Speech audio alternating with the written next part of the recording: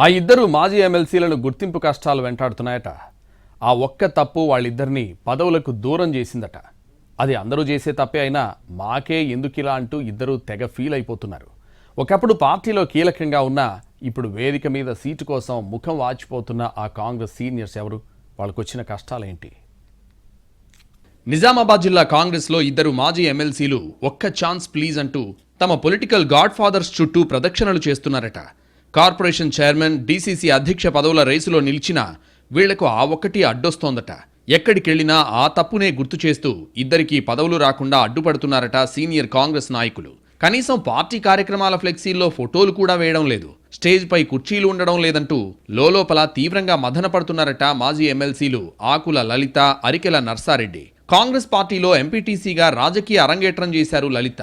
ఎంపీపీగా, all India మహిళా కాంగ్రెస్ ప్రధాన కార్యదర్శిగా, మహిళా కాంగ్రెస్ జిల్లా అధ్యక్షురాలు, డీసీసీ ఉపాధ్యక్షురాలిగా, రాష్ట్ర మహిళా కాంగ్రెస్ అధ్యక్షురాలిగా కూడా పనిచేశారామె. 2008 ఉప ఎన్నికల్లో ఎమ్మెల్యేగా గెలిచారు. తర్వాత ఎమ్మెల్యే కోట ఎమ్మెల్సీగా పెద్దల సభలో అడుగుపెట్టారు. ఇలా కాంగ్రెస్లో అనేక పదవులు అనుభవించిన ఆకుల లలిత 2018 ఎన్నికల తర్వాత గులాబీ కండువా కప్పుకున్నారు. కారు పార్టీలో కూడా 6 ఏళ్ల పాటు వివిధ పదవులు అనుభవించారామె. అనంతరం మొన్నటి అసెంబ్లీ ఎన్నికలకు ముందు మళ్లీ కాంగ్రెస్ గూటికి చేరారు. అప్పట్నుంచి పార్టీలో చురుగ్గా ఉంటున్న అధిష్టానం మాత్రం ఆమెకు తగిన గుర్తింపు ఇవ్వడం లేదట.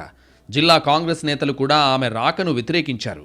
ఈ క్రమంలో కార్పొరేషన్ చైర్మన్ పదవి వస్తుందని ఆశపడ్డ లలితకు పదవి రాకుండా సీనియర్స్ అడ్డుపడుతున్నట్టు తెలుస్తోంది.